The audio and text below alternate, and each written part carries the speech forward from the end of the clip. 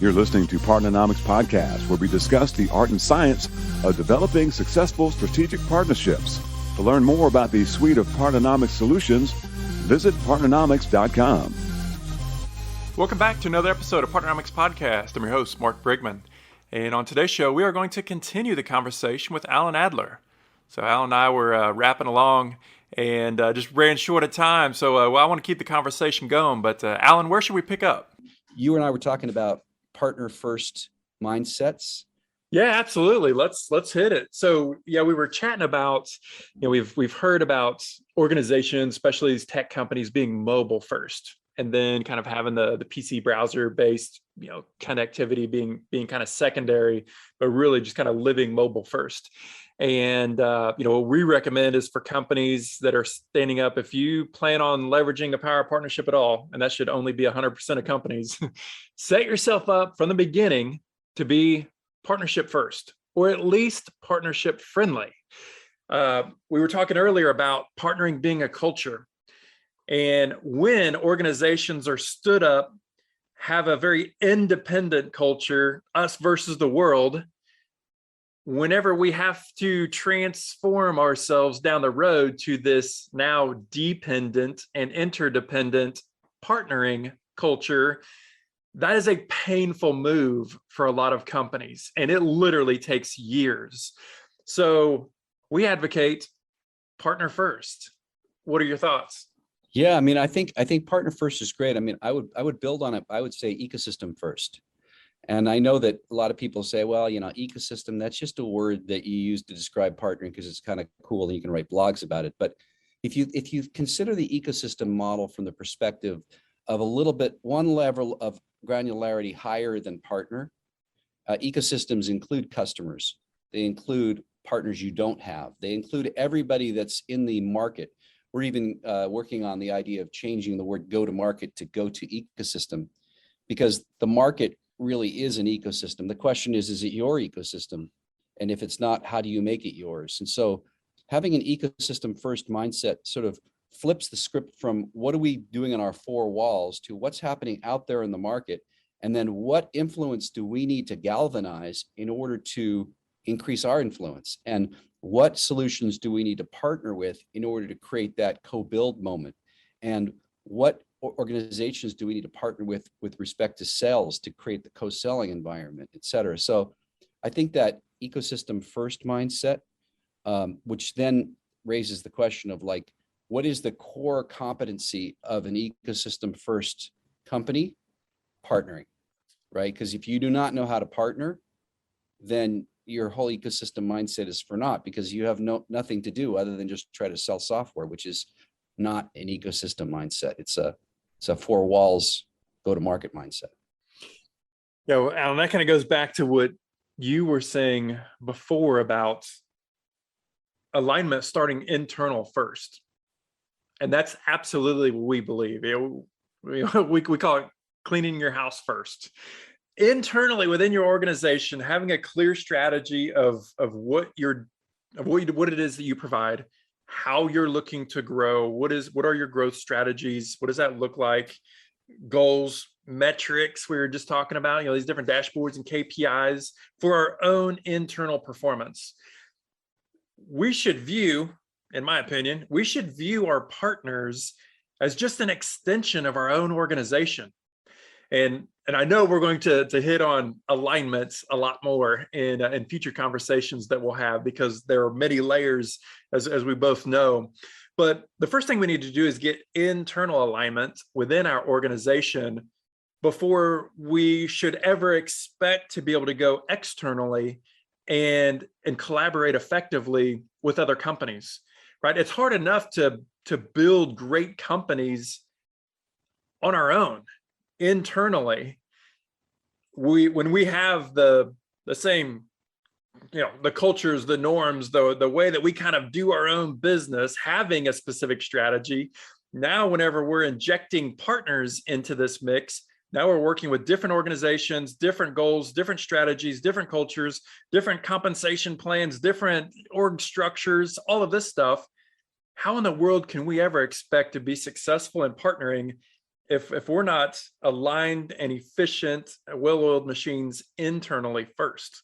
It's true. It's true. And then back to that mindset, the data point that really blows my mind, Jay talks about, Forrester anticipates there will be 1 million B2B SaaS companies by the end of this decade, up from 185,000 now. And we only had like 10,000 back in 2010. I mean, from 10,000 B2B SaaS companies to 1 million B2B SaaS companies in 20 years.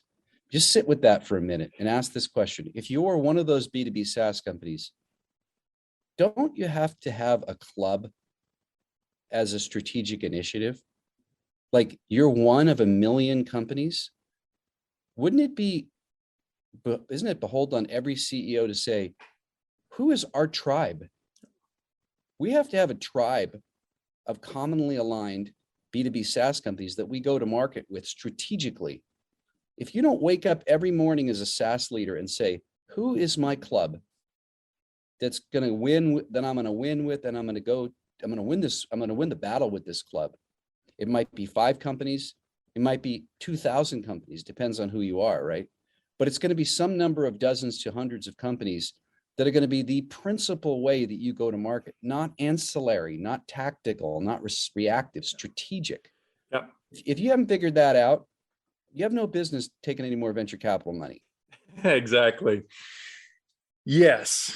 And I think, whenever the average partnering professional hears, partnering, their brain immediately goes to channel, goes to transaction, goes to the sell. But that's only going to be, in this future world, it's only going to be maybe a third of those partnerships. There's going to be these other relationships outside of that. And down this same vein, Allan, what I say is traditional business school taught us, know your core competency, stay in your core competency, stick there, and then provide those products or services to customers. Then you have the Clayton Christensens of the world that come out and say, it's about the customer. It's about the job to be done. It's about making the easy button bigger and bigger and bigger for your customers. And so those are in stark contrast to each other. We got to stick with our core competencies, but then we need to look at what our customers want and need to fill their solution. This is really what strategic partnering is about, or what partnering is about. So I think, CEOs, executives need to get out of the mindset of, we have to own the product. We have to own the solution. Yeah. In the future, you're just going to be a piece of it and accept it. But you go in with a club, you go in with an ecosystem. Yeah. In the future. To your point, if we do partnering right, guess what happens in that club? In that club, you get more attention and more collaboration because you're trustworthy and competent and you're adding value. There's 3 things you got to do, right, to get it right in the club. And if you do that, then every one of those club members brings you to market, increases your influence synergy, creates higher quality integrations, co-builds with you to drive higher quality solutions, ultimately allows you to combinatorially drive a channel model, because we all know that the channel model doesn't work on a one SaaS to channel model. It's a multi-SaaS to channel model. What is the multi-SaaS? It's the freaking club, right?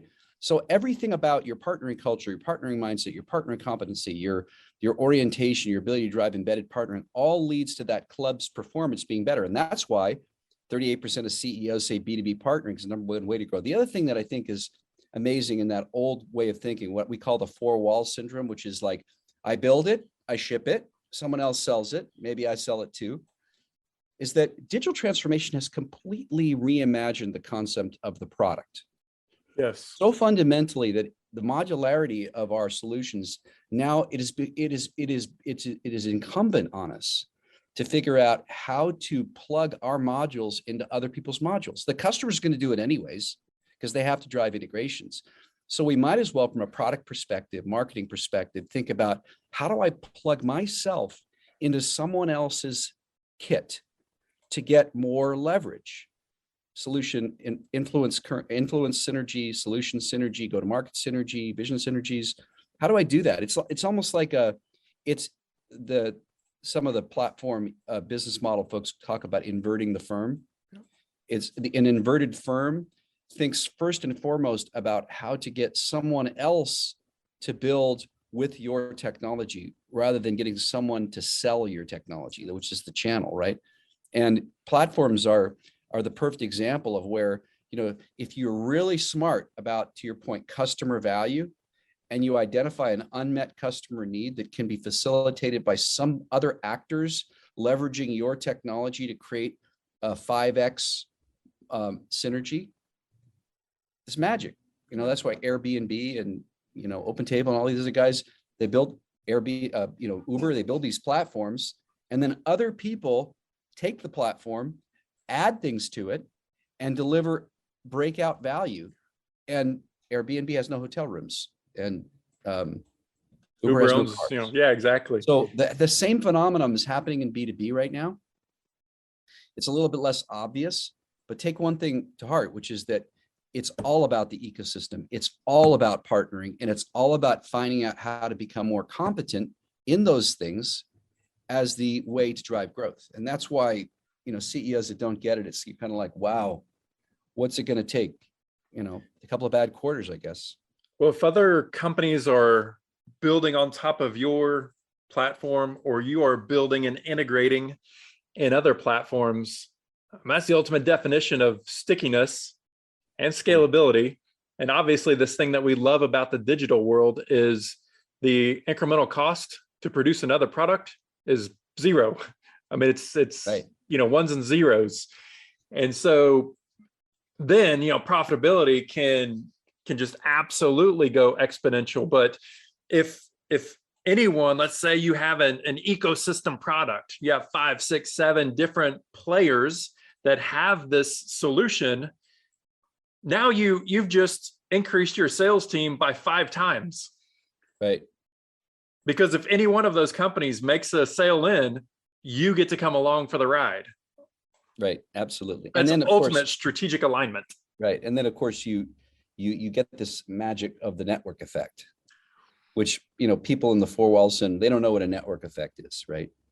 But the network effect is created through the ecosystem, whereby partnering activity with a supplier, say an ISV, drives demand with the customer, say an enterprise, and the activities between the supply and demand produce these opportunities to aggregate these network effects that then create the flywheel that causes the supply to create more demand, the demand that creates more supply. And this is the other part about like the modularity of digital transformation is like network effects are there for the taking. If you're not grabbing them, it's only because your company's not figured out how to do partnering inside of an ecosystem to drive that new economy. And it's like, you don't have to be all the way to a platform business model. If a traditional digitally transformed ecosystem model for a SaaS company can have network effects, it's a matter of figuring out what activities need to be happening in that ecosystem. And again, we're back to the same story. Can I do the BD with a partner, and can I get my internal organization to know how to partner effectively to deliver value on a consistent basis? And that's why I think that the one takeaway from this is align, be strategic, and get leadership to fall in line behind owning KPIs for partnering. If you can get those things right, any combination of them, quite frankly, would lift a lot of the boats, then we achieve the prize. Well, there's another topic out there that I think dovetails into this that we're both passionate about, and that is trust. So much of building these great companies and getting these solutions out there, getting deep penetration, is building the relationships, going through this full trust cycle. But the network effects allows us to leverage the relationships, leverage the trust that our partners have already built with organizations. And so we get the opportunity to come along for the ride there. There's a great blog. Who's going to write it? The network effects of trust. Wow, that's a good one. That's pretty cool. Yeah, trust is, wow. It's obviously, we all know that it's imperative for all relationships, and then obviously the imperative for trust. But it really makes it interesting because I mean, the trust part, that's the human side. I mean, that's the rate limiting factor, I think, in partnering. It's the human side of building trust, of building confidence in each other, to be able to do that. And going back to the very first topic I think we chatted about, that is partnering. Is it a skill set, or is it a function? Is it inside of organizations? And I think trust building, trust management is core to the skills of a partnering professional. Yeah, no, you're right. And then the other side to it, of course, is that if I have trust with you, let's say I'm the partner account manager working with Partnernomics for my company, and you trust me, but the boneheads behind me who run the different departments are completely useless at partnering. Every time I come and I say, hey, Mark, let's do a co-marketing campaign. And you said, those guys in marketing are impossible to work with. I'll say, no, I'll promise it'll be better this time. And then I run around being the kind of chicken without their head on, chasing after all these frictional units that don't know how to do partnering.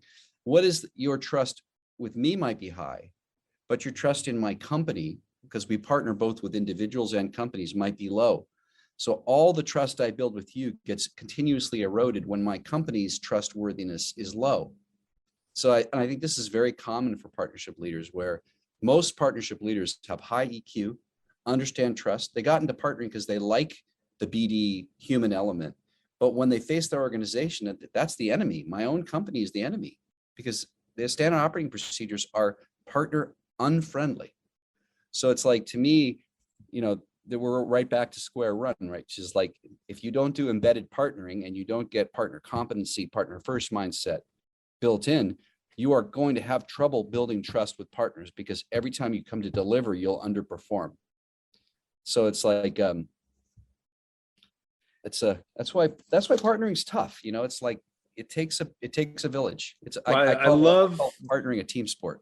I love this topic. I'm literally was writing on it for the next book, and I hit on this exact topic, right? So whenever we think about Apple, we say Apple is innovative. But the fact of the matter is, a company isn't innovative. It's a part of the culture. The people in it are innovative. And Right. so we even tend to say, this is a partnership friendly company. To your point, this is a high trust company. This is a high trust organization. When in fact, it's the people inside of that. You and I, one of the very first conversations that we had, we were talking about almost how, whenever we jump on Amazon, we go out to buy a new widget, whatever that might be. We look at the price, we look at the reviews, we look at the descriptions, all that sort of stuff, but we lean on the reviews to help, to help with our decision. And you and I had chatted about, it's just a matter of time before, and to your point, I think we'll see it at a personal level as well as a company level. But I envision one of these awesome SaaS solutions that are out in market now, or being built, where we will have rating engines, ratings, both from an individual level, because that's obviously critical, as well as an organization level, of how competent and just how effective, how friendly we are at partnering. Yeah, you know what? I think 100% right. I was talking with a company called Partner Score, and they do this. They're a UK company, and we were talking about, like, what's the headwind to getting a partner rating in the system. And I think the answer to the whole long discussion I had is it's going to be up to ecosystem orchestrators. At some point, the ecosystem orchestrators, who are kind of I call them in a constellation metaphor, they're the suns around which the planets and moons operate, like HubSpot, Salesforce, all the big vertical SaaS companies like Procore.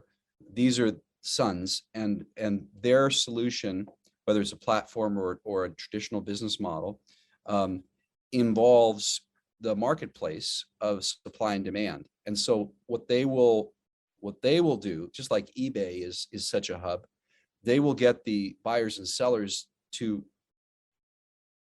have to complete ratings. And then what'll happen is the overall marketplace will have a rating composed of the aggregation of the scores of the individual members or participants. And once an ecosystem starts having a trustworthiness rating, then it'll proliferate. But we have to create the awareness of it and the importance of it. It'll ultimately be the kind of thing like, what, you don't have a partner score? Why not? But it's going to take the aggregator of hubs, what Jay calls ecosystem orchestrators. I don't know who came up with that word, but we could have a debate about it.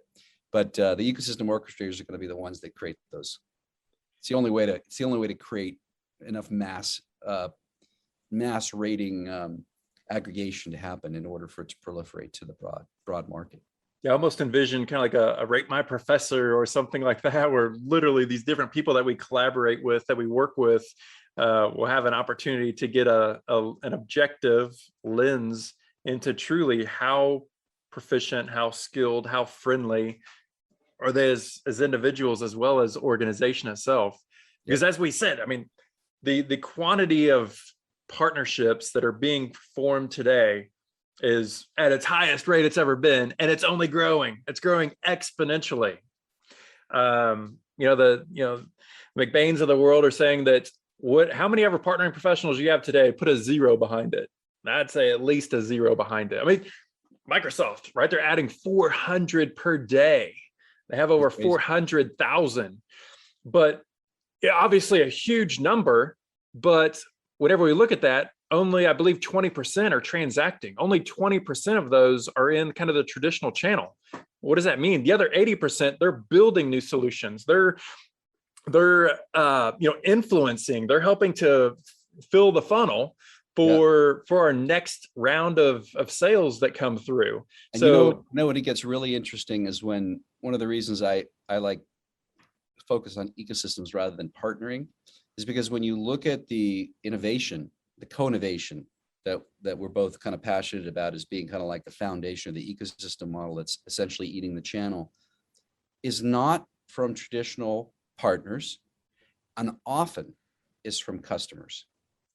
So when you have an environment in which customers, who aren't the first thing that comes to mind when you think of like, oh, let's go to market with the customer. No, the customer is the person that you sell to. But when the customer starts producing things and putting them in your marketplace, why are they not engaging in partnering activity? Well, they are. And so this concept of partners as this isolated world that exists in its own silo is being blown up by digital transformation platform business models. And we as partnering professionals have to start getting ready for the idea that partnering is a function that can apply to many persona, and different elements of partnering can apply to those persona in a very dynamic and agile way. And if our organization is not prepared to facilitate that agile partnering function to the right place at the right time in an intimate, high experience level, we're going to fail. And that's one of the reasons why, you look at something like PRM. PRM is being basically blown up because it can't be done in a channel mindset. It has to be done in an ecosystem mindset.